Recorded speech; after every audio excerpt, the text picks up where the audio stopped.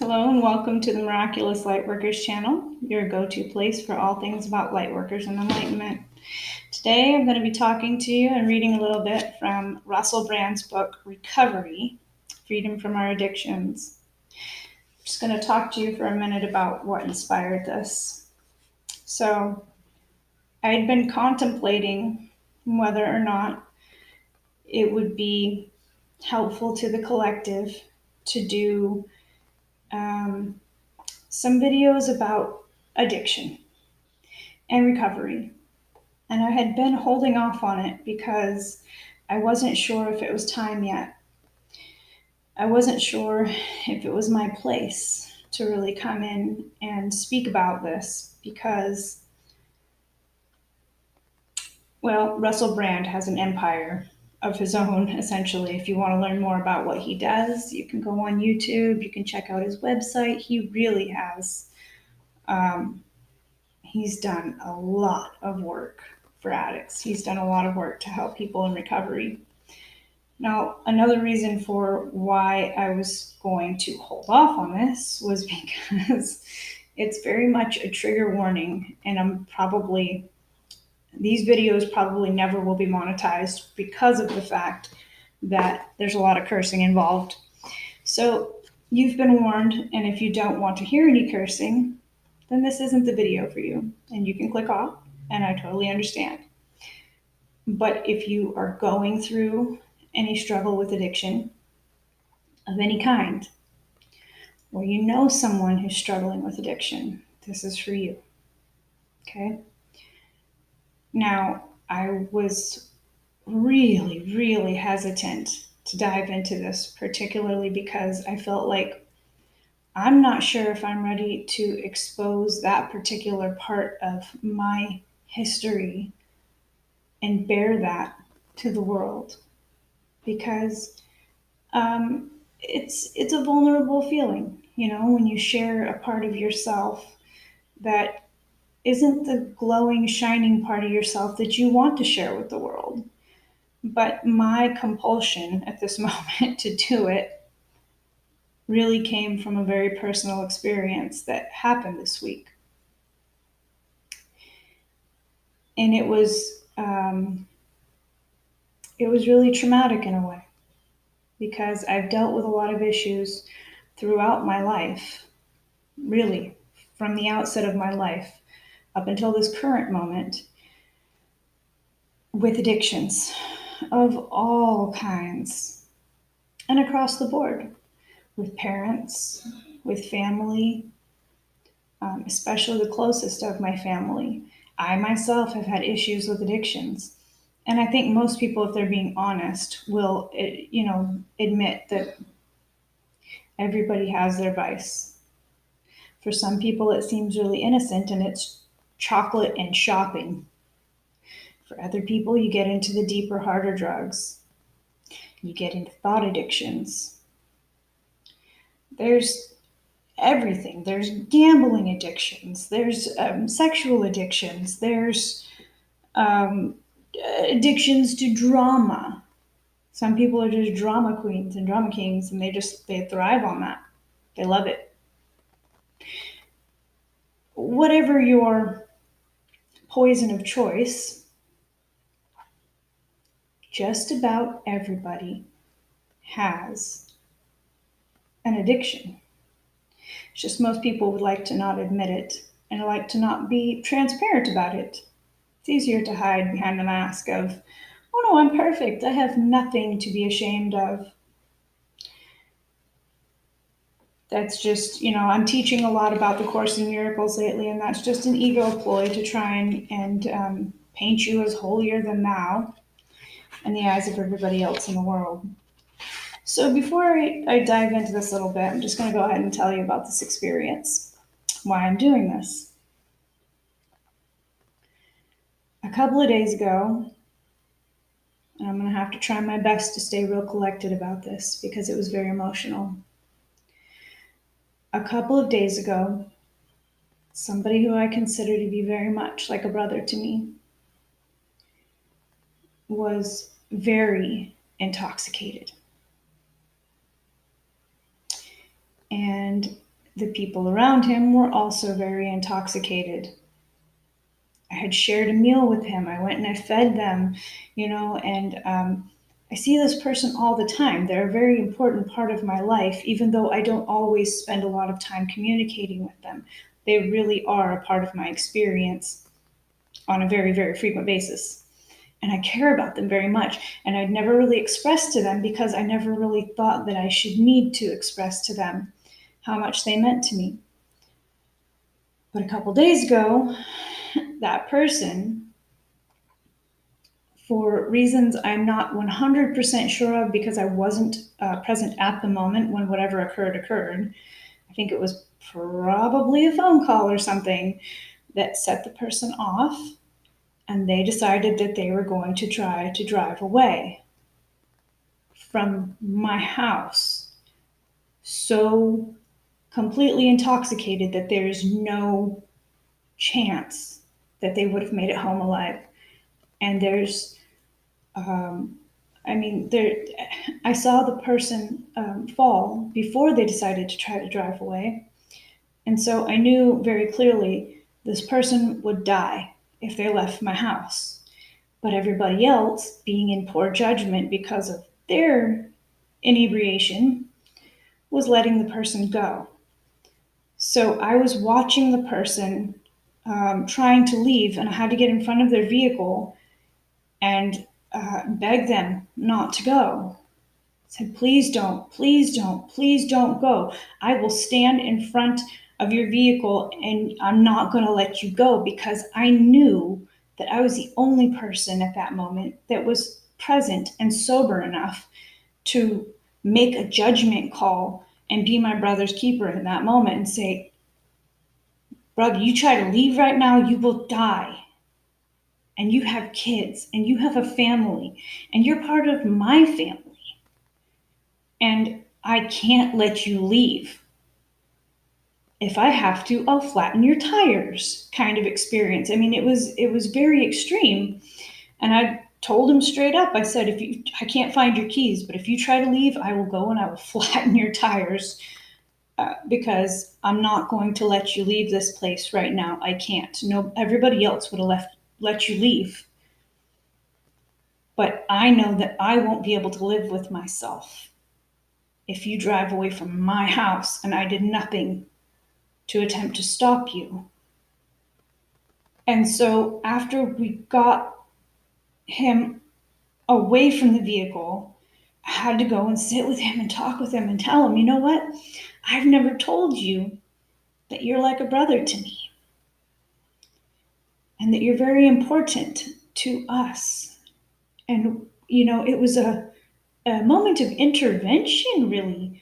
And he was angry with me, very angry with me, until he wasn't anymore, because we were praying over him and just saying, thank you, God, for preserving his life. And everybody else was so, they're hammered. So they weren't thinking clearly, and they weren't taking it seriously, that this person literally was about a foot away from dying in front of my house. And because they couldn't make good judgments, because their minds just weren't right, it became very evident to me how bad the problem was, because I haven't seen this person ever be that intoxicated that would be a problem for them. So this is kind of what really catapulted me into, no, it's time, because this is just a very small, snapshot of what's going on in the collective. And a lot of people who are light workers have massive problems with addiction because they're trying to cover their light. They don't understand it. They can't ground it. And they're confused about it. And being empathic at that level, like a light worker is, it can be really painful if you don't know how to deal with it, if you don't know how to approach it, if you don't know how to care for it, because it's a gift. Then you will try to drown it, or in whatever substance you can find to do that with. because this is so personal to me from a level that I can't even expound on. You know, the amount of people around me who I still love so very much, who are so deep into their addictions, and they don't understand how what they're doing is hurting the people around them. They don't understand how important they are.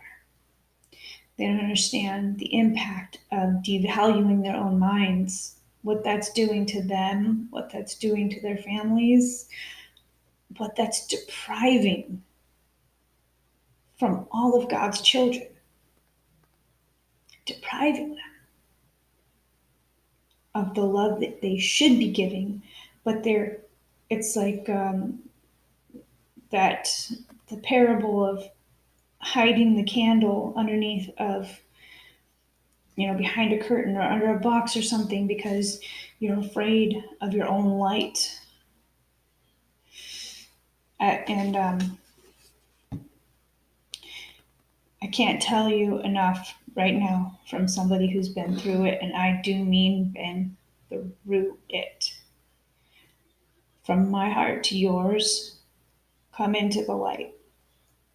We'll do this together. Okay? I don't want to see one more person be lost because somebody wasn't willing to stand with them and push the darkness back. That's what this is about. Okay? And we're going to do that with a certain level of humor because that's what Russell Brand does. And I tell you what, I've been through it every way you can imagine, with addiction being a problem in my life and the people around me lives.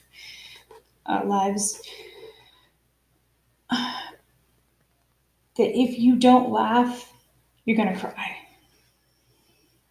And I'm not saying making fun of it. I'm saying find a way to break the bondage of the pain, the seriousness that keeps taking you to that place where you become out of control and where you devalue the power of your own mind. That's what it comes down to. You need to take the power of your mind seriously and stop wasting it. Because the future of your collective, the future of the people around you, the legacy that you leave behind, whether that matters to you or not, will be affected by the amount of time that you lose to addiction. Okay? So let's go ahead and just dive into this a little bit. Okay, so if you're not familiar with 12-step programs, this is going to be a lot of fun. If you are, it'll be even more fun because you already know if you've ever sat in a 12-step meeting or you've ever looked into it.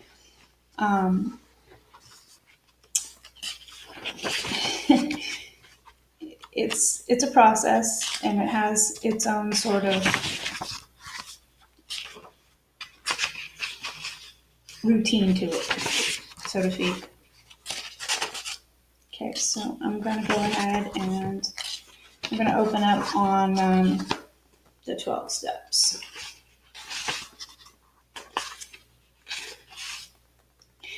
If this is your first time looking at the steps, note your own feelings toward them. Okay, this is the real 12 steps first, all right? Number 1, we admitted that we were powerless over our addiction, that our lives had become unmanageable. Number 2, we came to believe that a power greater than ourselves could restore us to sanity. Number 3, we made a decision to turn our will and our lives over to the care of God as we understood Him. Number 4, we made a searching and fearless moral inventory of ourselves.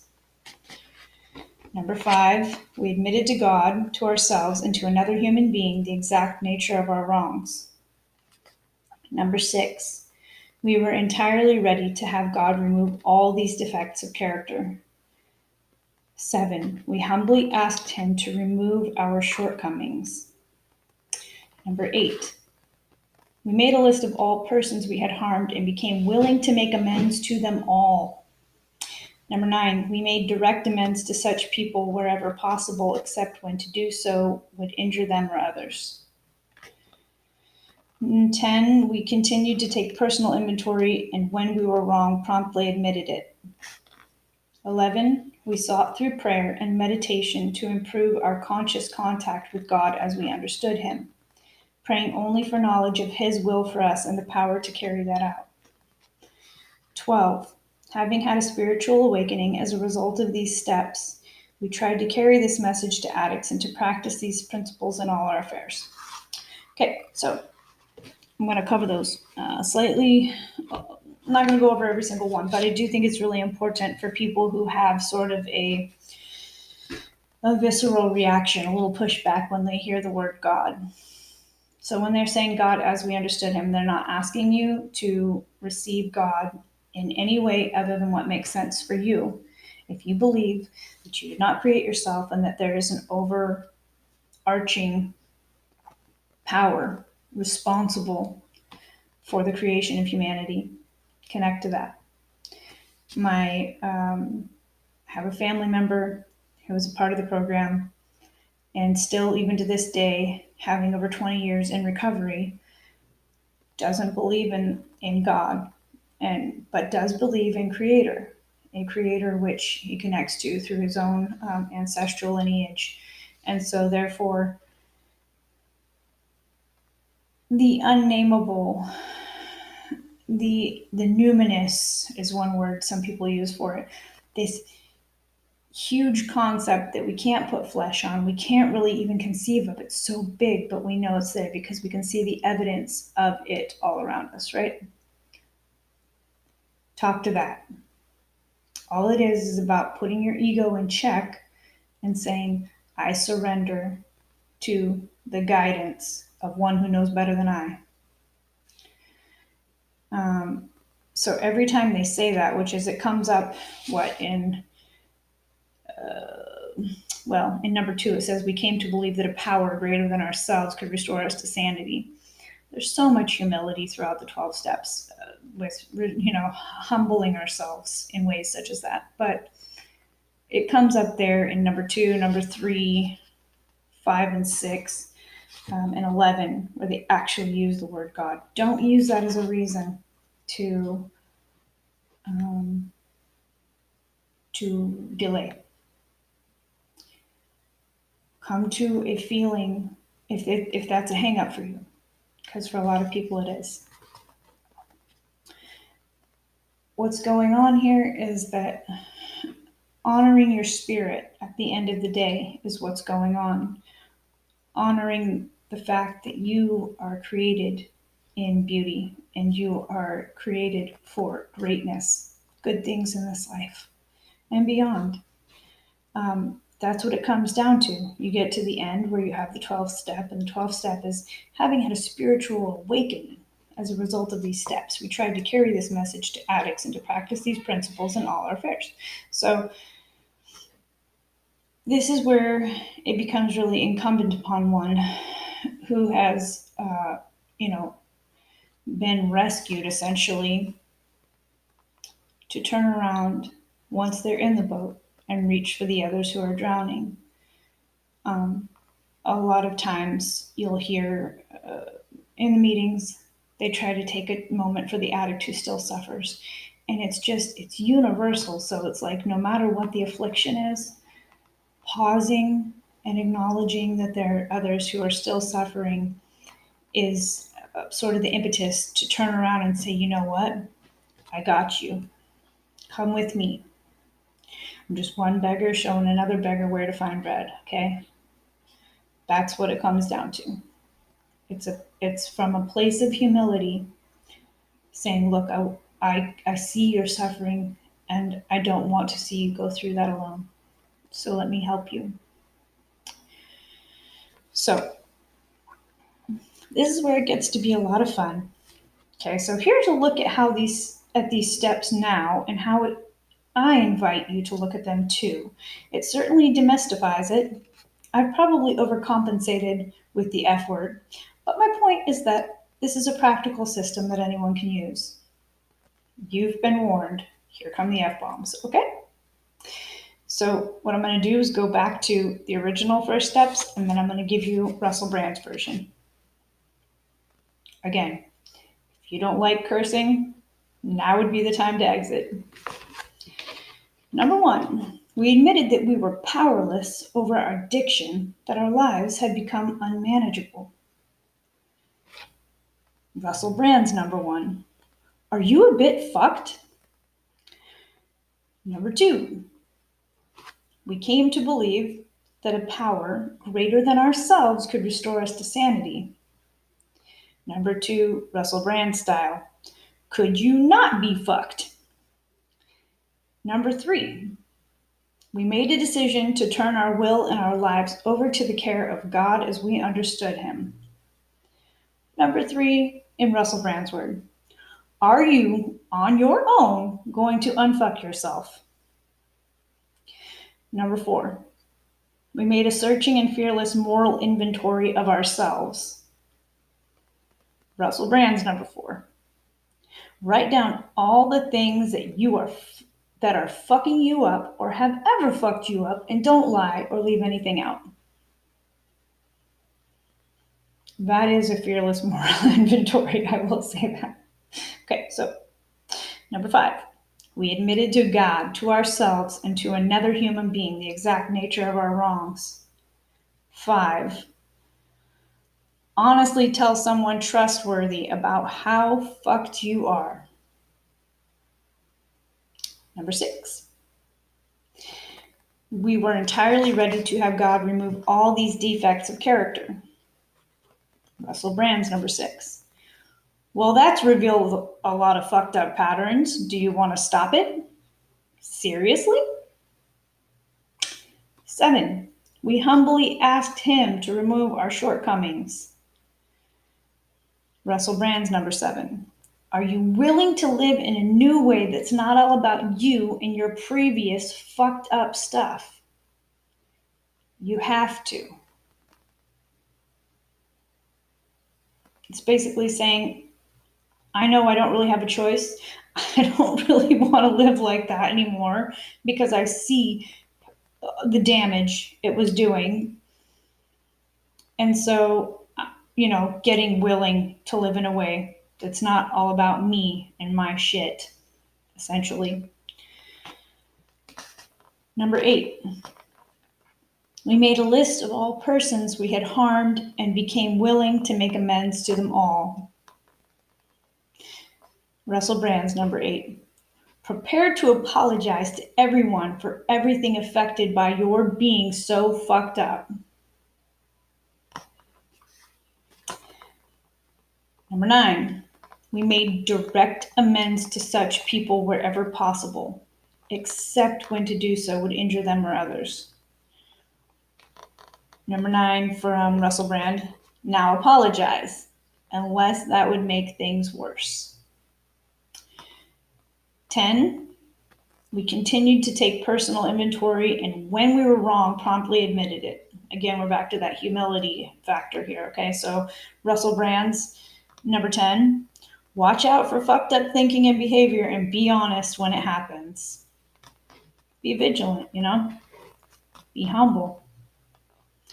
Number 11, we sought through prayer and meditation to improve our conscious contact with God as we understood Him, praying only for knowledge of His will for us and the power to carry that out.